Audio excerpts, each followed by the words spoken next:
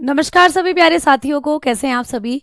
उम्मीद करती हूँ सभी प्यारे साथी एकदम बढ़िया, मस्त, बहुत ही बेहतरीन होंगे और बहुत ही ज़बरदस्त होंगे। तो मैं भावना भाटी आप सभी प्यारे साथियों का स्वागत करती हूँ आपके अपने प्यारे से परिवार रोजगार विद अंकित एप्लीकेशन पर। तो सभी साथी क्लास के साथ जुड़ जाइए और क्लास को फिर हम शुरू करने वाले हैं। तो एक बार आप सभी बताएं, आप लोगों को आवाज़ मेरी पहुँच रही है? क्या सभी बच्चे मुझे सुन पा रहे हैं? अगर हाँ तो जल्दी से यस यस यस आप लोग लिख दीजिए कमेंट सेक्शन में। उसके बाद अपनी इस क्लास को शुरू करेंगे। तो गुड इवनिंग सभी को, नमस्कार सभी को, गुड आफ्टरनून सभी प्यारे साथियों को, जय हिंद जय भारत, और सभी प्यारे साथियों को हाथ जोड़कर प्रणाम और नमस्कार। ठीक है, तो जल्दी से आ जाएं और फिर हम अपनी क्लास को शुरू करेंगे। Good evening, good evening, good evening, Radhe Radhe, और सभी को जय हिंद जय भारत। तो कल की क्लास में जो हमारा टॉपिक चल रहा था वो चल रहा था दोस्तों बैक्टीरियल डिजीज। मैंने आपको सारी बैक्टीरिया से होने वाली बीमारियां करा दी थी, जर्नली जो आपको पढ़नी थी, जो आपने पंडित का टीका न्यू है इस ट्रिक से पढ़ी थी। ठीक है, जिसमें हमने हेजा, निमोनिया, टाइफॉइड, टेटनस, और आप लोगों ने लेप्रोसी, टीबी, इन सब के बारे में हमने बात कर ली थी। अब हम लोग बात करने वाले हैं बैक्टीरिया से होने वाली कुछ एसटीडी डिजीज के बारे में। अब हम बात करने वाले हैं बैक्टीरियल एसटीडी की। बैक्टीरियल एसटीडी मतलब इनको कहते हैं जीवाणु जनित रोग, जीवाणु जनित लैंगिक रोग। ठीक है, ऐसे रोग जो कि जीवाणु के द्वारा होते हैं और दोस्तों एक दूसरे के साथ सेक्सुअली कॉन्टिमिनेटेड द्वारा ये फैलते हैं। एक दूसरे के साथ लैंगिक संपर्क में आने से ये बीमारियां फैलती हैं। ठीक है, तो आ जाओ अब हम बात करते हैं ऐसी पहली बीमारी जिसका नाम है गोनेरिया। गोनेरिया आपको पेपर में आता है गोनेरिया के बारे में। तो जो गोनेरिया नाम की बीमारी होती है, गोनेरिया, ये एक ऐसी बीमारी है जो जीवाणु के द्वारा होती है। तो गोनेरिया किसके द्वारा होने वाली बीमारी है, आपको ये पूछा जाएगा। आप बताओगे गोनेरिया होता है दोस्तों जीवाणु के कारण। ठीक है, ये बीमारी किसके कारण होती है, आप बताते हो बैक्टीरिया के कारण होती है। और मैम कौन सा बैक्टीरिया है जो इस बीमारी को करता है? तो गोनेरिया एक कैसी डिजीज है? एसटीडी डिजीज है। एसटीडी का मतलब सेक्सुअली ट्रांसमिटेड डिजीज, मतलब लैंगिक रोग है, लैंगिक संपर्क से फैलती है बीमारी। ठीक है मैम, बायो से कितने क्वेश्चन आते हैं दिल्ली पुलिस में? 1 से 2 क्वेश्चन आएगा बेटा, 1 से 2 क्वेश्चन आएगा। ठीक है, ठीक है, समझ में आई? क्लियर? तो आप लोगों ने बताया जनित ही है बेटा ये। ठीक है, तो जीवाणु जनित लैंगिक रोगों के बारे में बात कर रहे हैं। अब आओ बात करेंगे कि कौन सा ऐसा बैक्टीरिया है जो हमारे अंदर गोनेरिया रोग करता है। तो आप बताकर चलते हो नाइजीरिया गोनेरिया। बैक्टीरिया का नाम है दोस्तों नाइजीरिया गोनेरिया।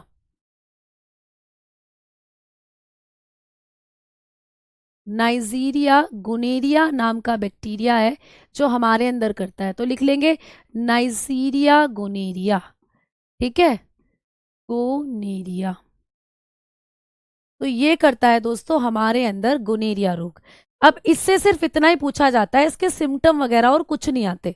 ये पूछा जाएगा कि जीवाणु द्वारा होने वाला लैंगिक रोग कौन सा है, which disease is a STD disease causes by bacteria.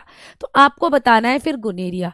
तो गोनेरिया एक जीवाणु से होता है बेटा, जीवाणु का नाम है नाइजीरिया गोनेरिया, और ये बीमारी एक लैंगिक बीमारी है, लैंगिक रोग है। ठीक है, दूसरी बीमारी है सिफिलिस। दूसरी बीमारी है दोस्तों सिफिल्स। ठीक है, जिसको उष्णता के नाम से भी जाना जाता है, जिसको हम लोग उष्णता रोग भी बोलते हैं। उष्णता रोग के नाम से भी ये जानी जाती है। यानी कि इस बीमारी में क्या होगा, इस बीमारी का कारण भी होता है बैक्टीरिया। तो ये भी एक लैंगिक रोग है, और किसके कारण होता है? जीवाणु के कारण। तो जब कभी भी आपको जीवाणु से होने वाली कोई भी एसटीडी डिजीज पूछी जाए तो उनमें से ये ऑप्शन आपको दिए होते हैं, या तो गोनेरिया दिया हुआ होगा या सिफिलिस आपको दिया हुआ होगा। गोनेरिया को करने वाला बैक्टीरिया आपने देखा नाइसीरिया गोनेरिया था, वैसे सिफिलिस को करने वाले बैक्टीरिया का नाम है दोस्तों ट्रिपोनेमा। Treponema palladium. ठीक है, ट्रिपोनेमा पैलेडियम। तो ये भी आपको पूछा जा सकता है कि ट्रोपोनेमा पैलेडियम नाम का जो बैक्टीरिया है ये कौन सी बीमारी करता है। तो आप कहोगे ट्रेपोनेमा पैलेडियम, ट्रोपोनेमा पैलेडियम, पैलेडियम। ठीक है, ये हमारे अंदर करता है सिफिलिस रोग। ठीक, इसमें क्या होता है, इसमें भी रिप्रोडक्टिव ऑर्गन जो होते हैं, जनन अंगों में छोटे छोटे दाने हो जाते हैं दोस्तों। मूत्र त्यागते वक्त जो है जलन होना, इरिटेशन होना, ये इनके सिम्टम है। ये सिम्टम नहीं आते पेपर में, सिर्फ इनका नाम और ये कैसी बीमारियां हैं, किसके द्वारा होती हैं, और बैक्टीरिया का नाम ये आपको पूछा जाता है। आओ तीसरी बीमारी की बात करते हैं, ट्रोकोमा। तीसरी बीमारी है दोस्तों ट्रोकोमा। ठीक है, ट्रोकोमा तीसरी बीमारी क्या है, ट्रोकोमा। ये भी किसके कारण होता है, जीवाणु के कारण। तो ट्रोकोमा नाम की बीमारी भी आपके अंदर करता है जीवाणु। और मैम कौन सा जीवाणु है जो ट्रोकोमा रोग करता है, तो आप लोगों को इस जीवाणु का नाम भी पूछा जाएगा। इस बैक्टीरिया का नाम भी आप लोगों को याद रखना है। तो वो बैक्टीरिया जो हमारे अंदर ट्रोकोमा रोग करता है उसका नाम है दोस्तों, आप बताते हो क्लेमाइडिया ट्रोकोमेटिस। ठीक है, क्लेमाइडिया ट्रोकोमेटिस, आप बताते हो क्लेमाइडिया ट्रोकोमेटिस। ठीक है, ट्रोकोमेटिस, आप लोग ऐसे करके चीजों को बताते हुए चलेंगे। ठीक,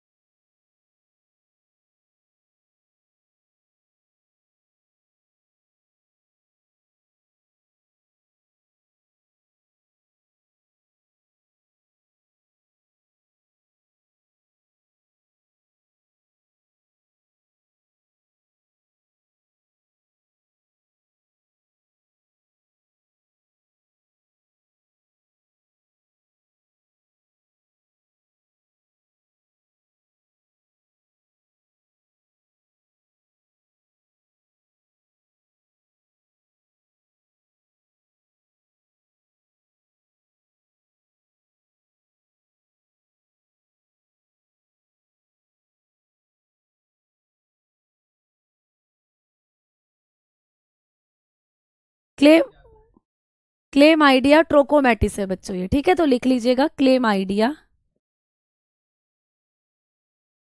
क्लेम आइडिया ट्रोकोमेटिस। अच्छा बच्चों ना, एक छोटी सी दिक्कत है, छोटी सी दिक्कत ये है कि आज आप जैसा जानते हो कि जो एसएससी जीडी है उसके लिए कर्मा बैच आ रहा है बेटा। आप तो आवाज आ रही है ना सभी को, उसके लिए कर्मा बैच जो आ रहा है 14 तारीख से, उसमें डेमो क्लासेस जो है वो शुरू हो रही हैं। उसके लिए आज हम टीचर्स की एक इंट्रोडक्शन वीडियो है, मतलब जैसे आप जानते हो कि जैसे आपका बैच शुरू हुआ था तो सभी टीचर्स ने आपको इंट्रोड्यूस करा था अपने आप को कि हम कौन सा सब्जेक्ट पढ़ाने वाले हैं और कौन सी चीज़ें कितने मार्क्स की आपको पूछी जाती हैं। तो सेम वैसे ही जो एसएससी जीडी का बैच है, कर्मा बैच, वो 14 तारीख से शुरू हो रहा है। उस बैच की आज इंट्रोडक्शन वीडियो है बेटा। उस वीडियो में मुझे भी जाना पड़ेगा, और क्योंकि वो सभी टीचर्स की इंट्रोडक्शन वीडियो हो रही है तो मुझे भी उस वीडियो का हिस्सा बनना पड़ेगा। इसीलिए मैं आज की जो आपकी क्लास है ना वो इतनी ही रखने वाली हूँ, तो उसके लिए आज मुझे माफ़ करना। कल मैं आप लोगों की क्लास लूंगी, और मैं सोच रही हूँ कि सैटरडे में भी मैं आप लोगों की क्लास ले लूँ, क्योंकि सिलेबस अब हमारा ज़्यादा नहीं बचा, उसको कवर अप हम लोग कर लें। तो आज के लिए इतनी ही क्लास मैं आपकी ले पाऊंगी प्यारे बच्चों, क्योंकि जो वीडियो है वो अब शुरू हो चुकी है। और सर का ही मैसेज पहुंचा था अभी कि मैम को इंट्रोड्यूस कराना है बच्चों को, तो वीडियो जो है वो अब शुरू हो चुकी है, तो इसीलिए वीडियो में जाना थोड़ा सा ज़रूरी है। ठीक है, तो क्लियर, सभी बच्चों को समझ में आई ना बातें। बिहार पुलिस, हाँ जी हम ही कराएंगे, बिहार पुलिस में भी आपको बायोलॉजी, बिल्कुल परेशान नहीं होना, ये हम ही कराएंगे। और इसी वाली बायोलॉजी से भी आप बिहार की बायोलॉजी जो है वो कर सकते हो। ठीक है बच्चों, तो अभी मुझे आप लोगों को थोड़ा सा ये इन्फॉर्मेशन, वही बातचीत चल रही थी सामने कि मैम आप आ रहे हो वीडियो में, तो मुझे जाना पड़ेगा बच्चा।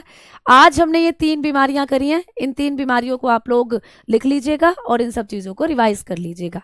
ठीक है, क्लियर। तो कल आपकी क्लास होगी, अब आगे इसके वायरल डिजीजेज जो हैं उनको करूँगी मैं आगे आप लोगों का, और जो दूसरी हैं,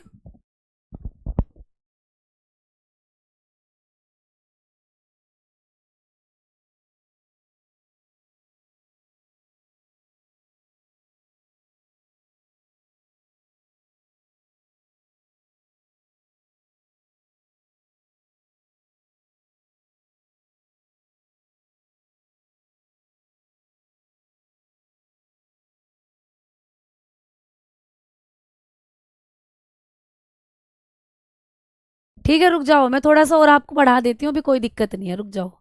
मैंने थोड़ा सा टाइम और मांग लिया है सर से। ठीक है, तो थोड़ा सा और कर लेते हैं। तो ये इतनी बीमारियां थी। देखो ट्रोकोमा में मुझे और भी बातें बतानी है। जो ट्रोकोमा होता है, अभी थोड़ा सा और हूँ 10 मिनट में तुम्हारे साथ, सुन लो चलो चीजों को। जो ट्रोकोमा होता है प्यारे साथियों, ट्रोकोमा, जो ट्रोकोमा डिजीज है, इसमें जब आप लोग बात करते हो तो इसमें आपको एक और क्वेश्चन ये आता है कि ये किस अंग से संबंधित आपकी बीमारी है। इसका प्रभावी अंग पेपर में बहुत बार पूछा है कि ट्रोकोमा रोग का जो प्रभावी अंग है वो कौन सा होता है, अफेक्टिव ऑर्गन कौन सा होता है। तो ट्रोकोमा का जो अफेक्टिव ऑर्गन है ना दोस्तों, वो आपकी आंखें होती हैं। वो आपकी क्या है, आंखें, नैनन, आपके जो नयन है। तो आंखें इस बीमारी में प्रभावित होती हैं। फिर मैम ये सेक्सुअली कैसे है, तो दोस्तों ये इन्फेक्शन जो है वो सेक्सुअली भी फैल सकता है। आंखें इसमें लाल हो जाती हैं, पूरी आंखों में खुजली होती है, इन्फेक्शन हो जाता है, तो ये इन्फेक्शन सेक्सुअली भी फैल सकता है। इसीलिए ट्रोकोमा जो होता है ये आपकी कैसी बीमारी है, एक लैंगिक बीमारी में रखी गई है। लेकिन ये वाला क्वेश्चन बहुत इंपॉर्टेंट है, ये आपको कई बार पेपर में पूछा है कि ट्रोकोमा का प्रभावी अंग क्या होता है, आंखें होती है। क्लियर।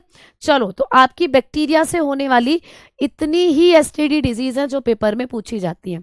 आ जाओ, अब हम थोड़ा सा बात कर लेते हैं वायरल डिजीजेस के बारे में। अब हम थोड़ा सा बात कर लेते हैं वायरल डिजीजेस के बारे में। ठीक है, वायरल डिजीजेस जिसको कहते हैं हम लोग विषाणु जनित रोग, विषाणु जनित रोग। अब हम बात करने वाले हैं विषाणु जनित रोगों की। ठीक है, विषाणु जनित रोग जो होते हैं इनकी अगर बात करें तो इनको भी एक ट्रिक से आप लोग याद कर सकते हो। वायरल डिजीजेस को क्या है, ए चाचा इन्हें डांटो। बेटा ट्रिक है, ए चाचा इन्हें डांटो, ए चाचा इन्हें डांटो, खरे गाल पे छापो। ठीक है, आप लोग बताएंगे खरे गाल पे छापो, खरे गाल पे छापो। तो ये ट्रिक हो जाती है दोस्तों आपकी क्या, बैक्टीरिया को याद करने वाली। ए चाचा इन्हें डांटो, खरे गाल पे छापो। तो वायरस से जो आपको बीमारियां होती हैं उनकी ट्रिक है ये। बैक्टीरिया से तो मैंने बता दी थी, पंडित का टीका नहीं हुआ है। अब बात करते हैं मैम ए से क्या बनेगा, तो ए से बनेगा दोस्तों एड्स। आप सभी जानते हो एड्स के बारे में।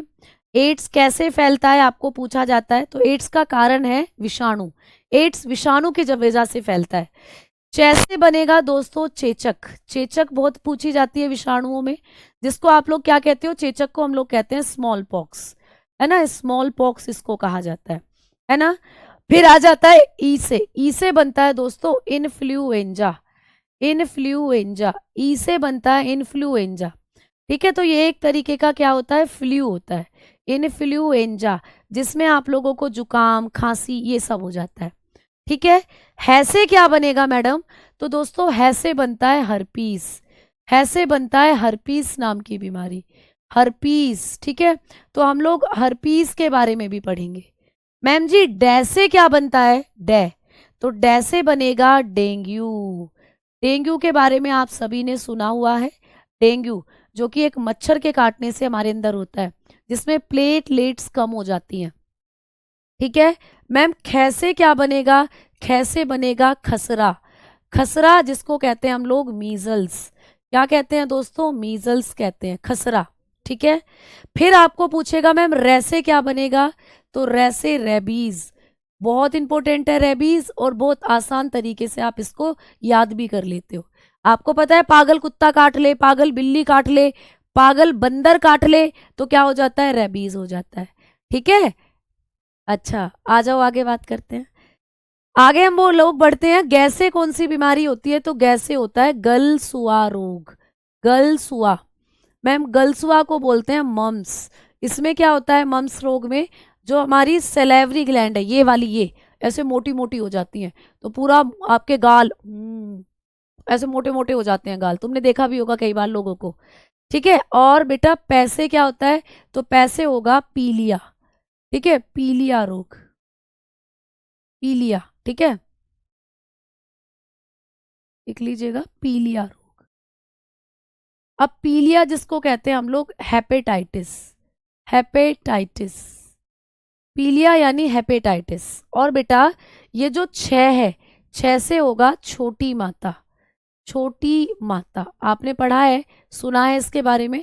जिसको कहते हैं हम लोग चिकन पॉक्स। चिकन पॉक्स, छोटी माता, चिकन पॉक्स।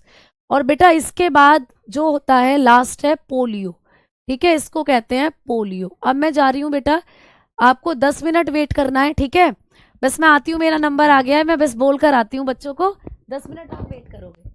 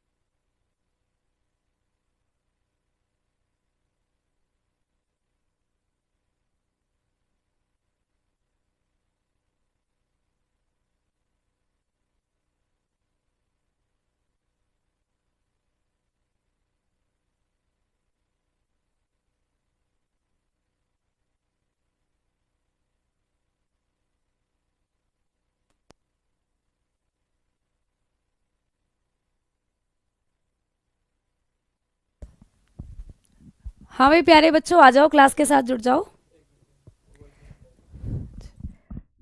आ गई बस।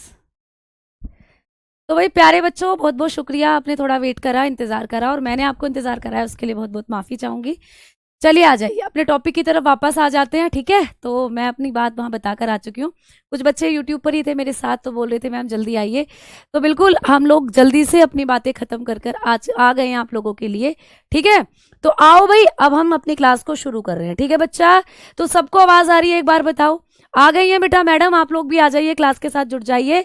बहुत बहुत शुक्रिया, आप लोगों ने इंतजार करा, और अब मैडम आ चुकी हैं। तो देखो, आपने इस ट्रिक के माध्यम से यहाँ पर वायरस से होने वाली बीमारियों को करा। पोलियो को आरो आप लिख लीजिएगा, पोलियो। तो प्रश्न आता है आपको कि पोलियो जो है वो किसके कारण होता है, तो आप कहेंगे विषाणु के कारण। ठीक है, आ जाओ, अब हम चलते हैं, इन बीमारियों को करते हैं डिटेल में कि किस कौन कौन सी ऐसी चीजें हैं जो आपको यहां से पूछी जाती हैं। तो सबसे पहले आप लोग हेडिंग डालेंगे एड्स। आइए बच्चा, सबसे पहले हम लोग हेडिंग डालेंगे एड्स। तो एड्स की जब हम लोग बात करते हैं, तो एड्स एक ऐसी बीमारी है जो आपको वायरस से पूछी जाती है। आपको बहुत बार पेपर में क्वेश्चन आया है कि एड्स कैसा रोग है।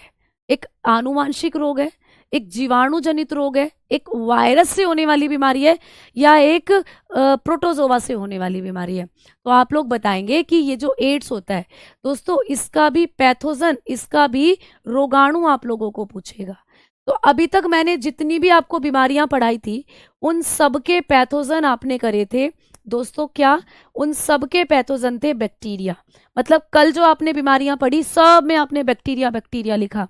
आज जितनी भी बीमारी पढ़ रहे हो, ये सब होंगी दोस्तों विषाणु के कारण।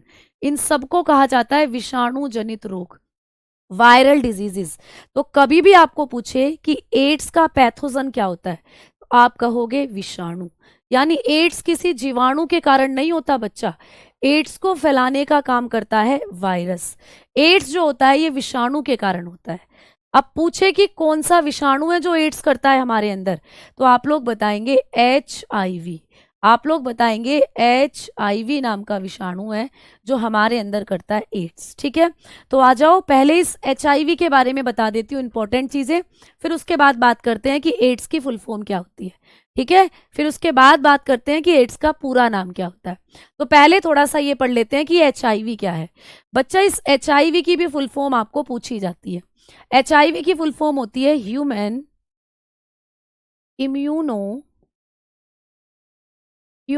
Immuno deficiency virus.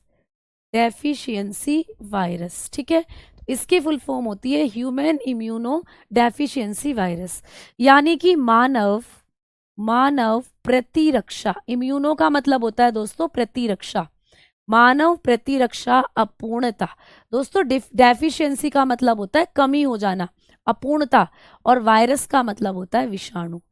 HIV की फुल फॉर्म होती है मानव प्रतिरक्षा अपूर्णता विषाणु, यह human immuno deficiency virus. Ma'am मतलब क्या हुआ इसका? मतलब ये है कि एड्स वो बीमारी है बेटा जिसमें आपकी रोगों से लड़ने की शक्ति खत्म हो जाती है। मतलब तुम इसमें क्या कर सकते हो बेटा, तुम इसके अंदर अपने आप को किसी भी बीमारी से बचा नहीं सकते। जैसे जुकाम भी अगर हो रहा है ना, तो जुकाम भी आपका ठीक नहीं होगा, फिर बुखार हो रहा है तो वो लगातार आएगा। भैया नई नई बीमारियां लगती चली जाती हैं एड्स के अंदर। एड्स अपने आप में एक ऐसी बीमारी है जिसमें आपको बहुत सारी बीमारियां लग जाती हैं। ठीक है, हाँ जी, एक्वायर्ड इम्यूनो डेफिशिएंसी सिंड्रोम अभी लिखवाऊंगी। पहले हमने बात करी है कि जो HIV होता है इसकी full form acquired immune deficiency virus होता है। अच्छा, इसका एक और नाम भी है दोस्तों, HIV को हम लोग रेट्रो वायरस भी कहते हैं, रेट्रो वायरस। तो कई बार आपको ये भी पूछा गया है कि इसको किस नाम से जाना जाता है, तो इसे रेट्रो वायरस भी कहते हैं। क्या कहते हैं बच्चा? रेट्रो वायरस भी कहते हैं। तो ये जो HIV है ना, इसको हम लोग रेट्रो वायरस के नाम से भी जानते हैं। मैम इसे रेट्रो वायरस क्यों कहते हैं, इसका मतलब? तो मतलब ये कि बेटा ये उल्टा वो दिखाता है अनुलेखन। कैसे? देखो समझना, आपके शरीर में बेटा DNA से बनता है RNA। हमारा जो शरीर है इसमें बनता है DNA से RNA, और RNA बनाता है फिर हमारे शरीर में प्रोटीन। ठीक है, हमारी हर कोशिका के अंदर होता है DNA, और DNA से बनता है RNA, और RNA से बनती है प्रोटीन। तो जब डीएनए से हमारे शरीर में आरएनए बनता है ना, इसको कहा जाता है ट्रांसलेशन। क्या कहते हैं इसको? ट्रांसक्रिप्शन कहते हैं। क्या कहते हैं बच्चा इसको? ट्रांसक्रिप्शन। यानी कि इस प्रक्रिया को कहा जाता है अनुलेखन। हिंदी में क्या कहा जाता है बेटा? अनुलेखन। ठीक है। अच्छा मैम, जब आरएनए से प्रोटीन बनता है तो इस प्रक्रिया को क्या कहते हैं? इसे कहा जाता है ट्रांसलेशन। इसे कहा जाता है ट्रांसलेशन। इस प्रक्रिया को कहते हैं दोस्तों ट्रांसलेशन, यानी कि स्थानांतरण। क्या कहते हैं? स्थानांतरण, यानी कि ट्रांसलेशन, स्थानांतरण। ठीक है, समझ में आई?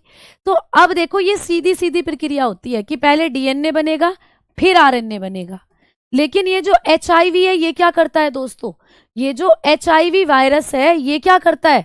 ये उल्टा ही अपना, इसका राग उल्टा ही है दोस्तों। ये अपनी उल्टी प्रक्रिया चलाता है। ये क्या करेगा? ये आरएनए से ही डीएनए बना देता है दोस्तों। ये आरएनए से डीएनए बना देता है। तो देखो, हमारे शरीर में क्या होता है? डीएनए से आरएनए बनता है, लेकिन ये क्या करता है? आरएनए से डीएनए बना देता है। आरएनए से डीएनए, तो मतलब इसने क्या कर दिया? उल्टा अनुलेखन, रिवर्स ट्रांसक्रिप्शन दिखाता है। ये क्या दिखाता है? रिवर्स। ये रिवर्स ट्रांसक्रिप्शन दिखाता है, मतलब इसने उल्टा अनुलेखन कर दिया दोस्तों। रिवर्स ट्रांसक्रिप्शन इसने दिखाया, उल्टा अनुलेखन। इसीलिए इसको हम लोग क्या कहते हैं? रेट्रो वायरस कहते हैं। मैम रेट्रो क्यों? क्योंकि रेट्रो का मतलब यहाँ पर री का मतलब रिवर्स, और ट्रो का मतलब हो जाता है यहाँ पर ट्रांसक्रिप्शन। तो ये उल्टा अनुलेखन दिखाता है, इसीलिए इसको हम कहते हैं रेट्रो वायरस। तो कभी भी आपको पूछे कि एचआईवी का या एड्स फैलाने वाले वायरस का नाम क्या होता है, तो आप कहते हो कि एड्स फैलाने वाले वायरस को हम रेट्रो वायरस भी कहते हैं, क्योंकि ये उल्टा अनुलेखन दिखाता है। ये आरएनए से डीएनए बना देता है। हमारे अंदर डीएनए से आरएनए बनता है, ये उल्टा कर देता है, आरएनए से डीएनए बना देता है दोस्तों। समझ में आ गई ना बात? तो ये क्या कर रहा है? Reverse transcription. आरई का मतलब होता है रिवर्स, रेट्रो में है देखो, रेट्रो का मतलब देखो आरई, आरई का मतलब हो जाता है रिवर्स, और ट्रो का मतलब हो जाता है ट्रांसक्रिप्शन। तो रिवर्स ट्रांसक्रिप्शन दिखाता है, इसीलिए इसको कह देते हैं रेट्रोवायरस। अच्छा मैम, ये कैसा और क्या खास बात है इसके बारे में? तो दोस्तों, ये सिंगल स्ट्रैंडेड आरएनए है। क्या होता है इसमें? होता है सिंगल स्ट्रैंडेड आरएनए। ये सिंगल स्ट्रैंडेड आरएनए वायरस है, सिंगल स्ट्रैंडेड आरएनए वायरस। तो दोस्तों, ये भी आपको पूछा गया है। ये एक रज्जू की आरएनए वायरस होता है, एक रज्जू की होता है दोस्तों, एक रज्जू की आरएनए विषाणु है, एक रज्जू की आरएनए विषाणु है दोस्तों। ये समझ में आई बात? तो ये क्या होता है? एक रज्जू की आरएनए विषाणु, मतलब इसमें एक ही स्टैंड होता है। तुमने देखा? देखो समझना, अच्छे से समझना। ये होता है डीएनए, ऐसा दिखता है देखो डीएनए, ये डीएनए है। इसमें तुम्हें दिख रहा है दो स्टैंड है डीएनए में। एक स्टैंड देखो मैं बना रही हूँ ग्रीन कलर वाला, ये रहा। ये एक स्टैंड तो देखो मैंने ये बना दिया ग्रीन कलर वाला, और एक स्टैंड बना दिया देखो लो मैंने रेड कलर वाला। दिख रहे हैं दो अलग अलग कलर, रेड और ग्रीन। तो आपने देखा जिसमें दो स्टैंड होते हैं वो तो डीएनए होता है, और ये है दोस्तों आपका आरएनए। ये है आप लोगों का आरएनए। तो आरएनए में एक ही स्टैंड होता है, आरएनए में एक ही स्टैंड है, तो ये सिंगल स्टैंडेड हुआ, ये सिंगल स्टैंड है। ठीक है, ये सिंगल स्टैंड है दोस्तों, एक रज्जू की है, एक रज्जू की है। क्लियर? और जबकि अब यहाँ पे आपका डीएनए जो बना रही हूँ ये डबल स्टैंडर्ड है, ये डबल स्टैंडर्ड है। तो डीएनए डबल स्टैंडर्ड होता है और बेसिकली आरएनए सिंगल स्टैंडर्ड। तो जो एचआईवी वायरस है ना, इसके पास एचआईवी भी सिंगल स्टैंडर्ड है, याद रखना। यानी एचआईवी में आरएनए होता है और वो ऐसा होता है सिंगल स्टैंडर्ड, जबकि डीएनए ऐसा डबल स्टैंडर्ड है। तो ये तो डीएनए तो होता ही नहीं है उसमें, उसमें होता है आरएनए, आरएनए वायरस है। तो बेटा इसको आप लोग याद रखोगे कि सिंगल स्टैंडर्ड आरएनए होता है जो एचआईवी होता है। ठीक है, समझ में आ गई बात? एक बात और करके बताओ मैम, एक बेटा इतना लंबा चौड़ा मैसेज लिख रहे हो, समझ नहीं आ रहा क्या पूछ रहे हो। एक बात और बताओ, एक बात और बताओ, क्या बात बताएं? आ जाओ आगे बात करते हैं। अब हम लोगों ने बात करनी है कि ये जो एचआईवी है आपके शरीर की कौन सी कोशिकाओं को टारगेट करता है। ये भी बहुत प्रश्न आता है, तो थर्ड नंबर पर लिखोगे ये क्या करता है। यह है सहायक T4 लिम्फोसाइट। आपके शरीर की जो सहायक T4 लिम्फोसाइट सेल होती हैं उनको खा जाता है दोस्तों ये। सहायक T4 लिम्फोसाइट कोशिकाओं को नष्ट करता है। ठीक है, तो ये प्रश्न आपको पूछा जाता है, कोशिकाओं को नष्ट करता है। तो ये आपको पूछा जाता है पेपर में कि HIV का जो वायरस है ये हमारे शरीर की कौन सी कोशिकाओं को टारगेट करता है, कौन सी कोशिकाओं को नष्ट करता है। तो आप कहते हो सहायक T4 लिम्फोसाइट को नष्ट करता है, तो लिखोगे इट टारगेट। तो ये किसको टारगेट करता है? Helper T4 lymphocyte cell. अच्छा मैम ये क्या होती है हेल्पर T4 लिम्फोसाइट? तो बेटा ये आपकी WBC का पार्ट होती हैं। हेल्पर T4 लिम्फोसाइट सेल जो होती हैं ये WBC का पार्ट होती हैं, और WBC आपको रोगों से बचाती हैं। अगर आपको जुकाम हुआ है, अगर आपको कोई भी बीमारी हुई है, तो उसको ठीक करने के लिए आपकी WBC काम करती हैं। और भैया इसने क्या करा, HIV ने इतना चालाक है कि WBC को ही मार दिया। अब WBC जब शरीर में नहीं बची तो कौन बचाएगा तुम्हें अब रोगों से? इसीलिए तुम्हारे शरीर में नए नए बैक्टीरिया, नए नए वायरस चले जाते हैं और वही फिर उधम मचाते हैं शरीर में। उसी बीमारी को कहते हैं एड्स दोस्तों। हाँ जी, एड्स सेक्सुअली भी फैलता है, भी बताएंगे। तो ये तो HIV के बारे में आपके सारे पॉइंट्स हो गए। अब मैं आपको बताती हूँ कि मैम एड्स की फुल फॉर्म क्या होती है। एड्स की फुल फॉर्म तो आप लोग बताते हो, एड्स की फुल फॉर्म होती है एक्वायर्ड इम्यूनो डेफिशिएंसी सिंड्रोम। ठीक है, तो एक्वायर्ड इम्यूनो डेफिशिएंसी सिंड्रोम आप लोग बताकर चलते हो, ये एड्स की फुल फॉर्म होती है। ठीक है, acquired immuno deficiency syndrome. Hindi में इसको कहते हैं दोस्तों अर्जित प्रतिरक्षा। अर्जित, एक्वायर्ड का मतलब जो चीज तुमने अर्जित करी है, इम्यूनो का मतलब वही प्रतिरक्षा, आपकी रोगों से लड़ने की शक्ति खत्म हो जाती है इसमें, WBC को खा जाता है ये वायरस।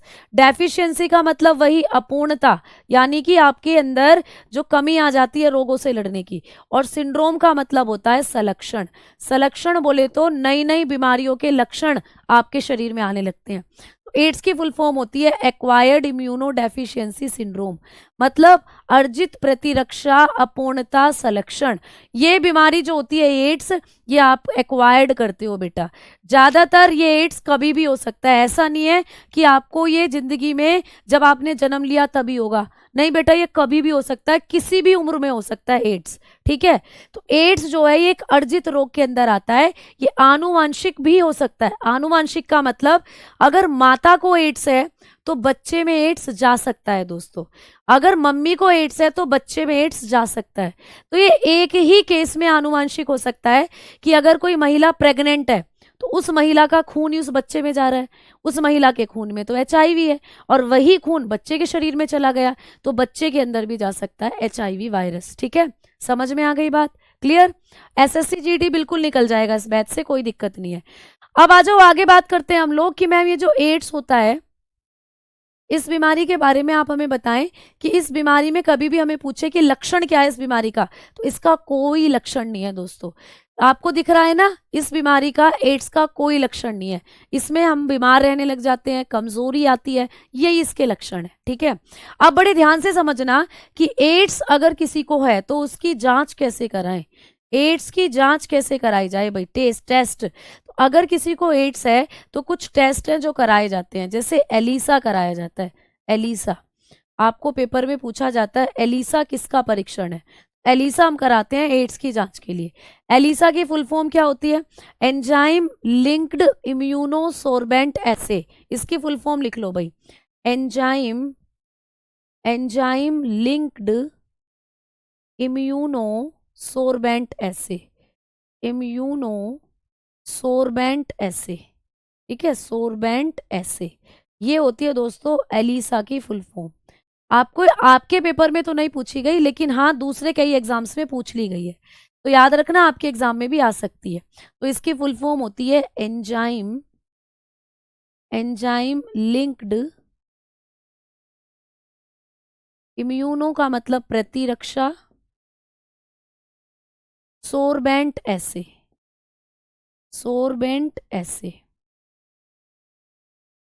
तो ये होता है दोस्तों किसकी फुल फॉर्म? आप लोग बताकर चलते हो, ये होती है एलिसा की फुल फॉर्म। क्या है एलिसा?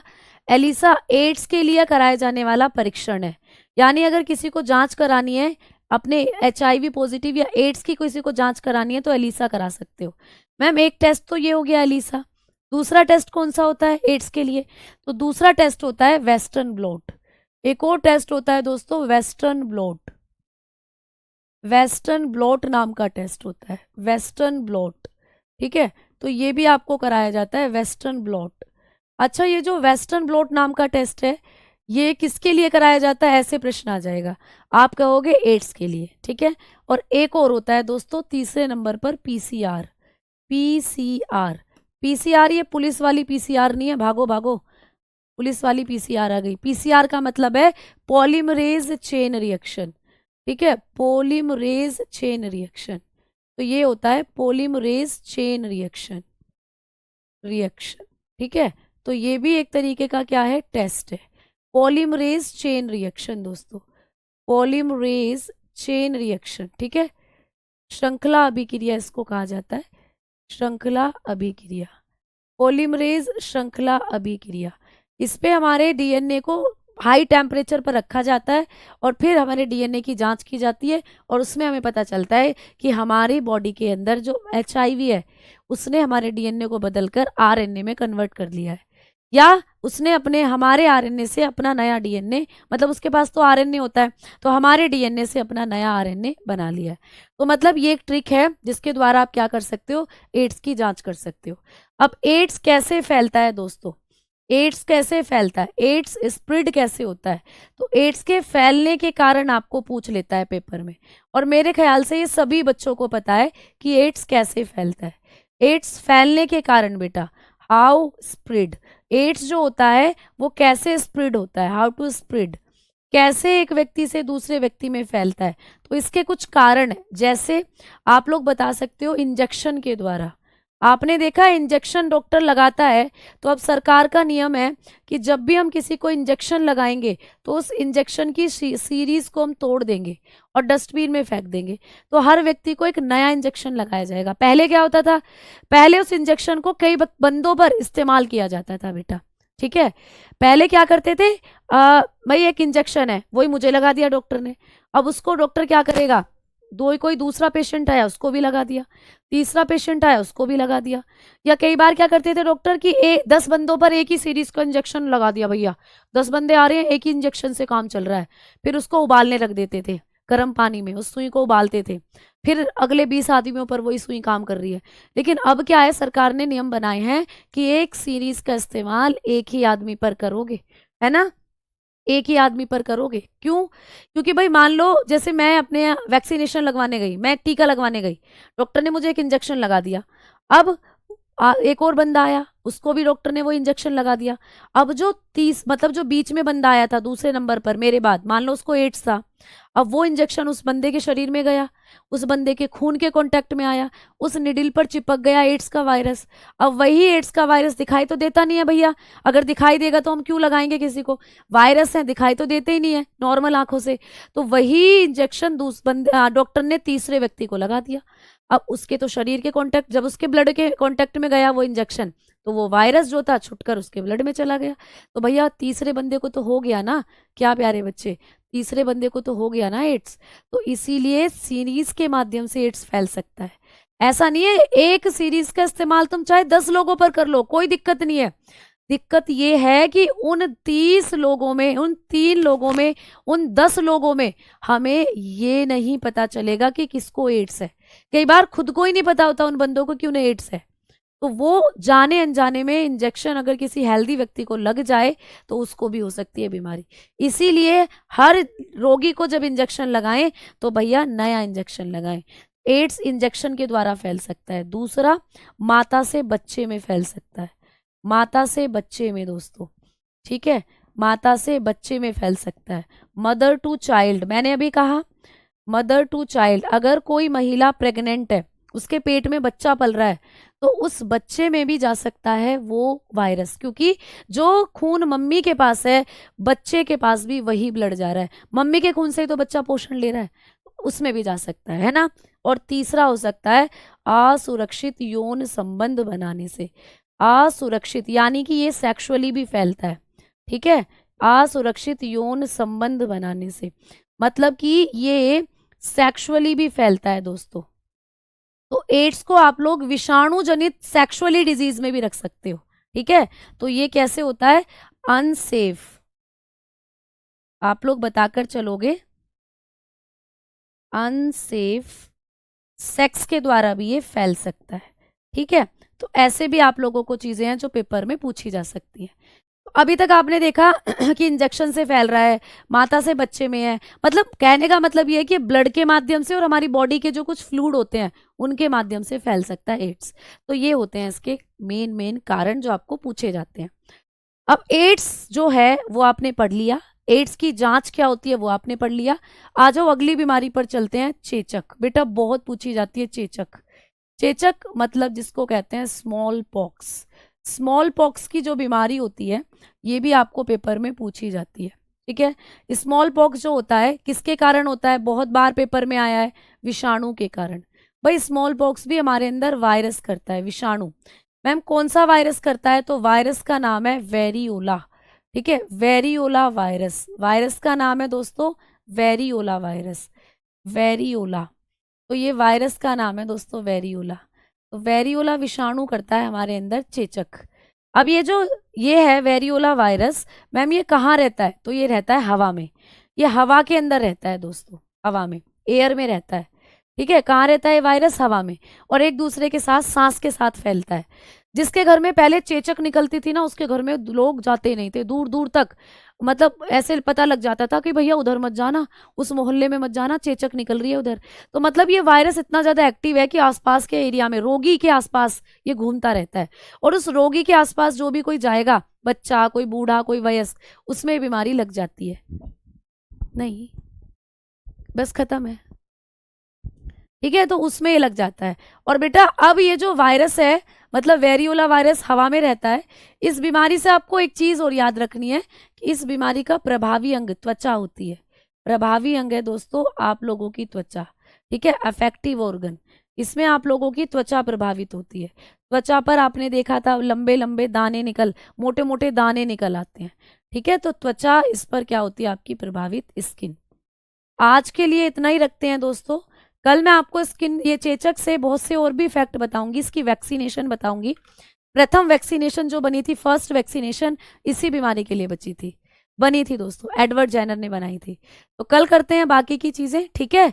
तो आज इतना ही रहने देते हैं। सभी को नमस्कार, सभी को धन्यवाद। जय हिंद, जय भारत।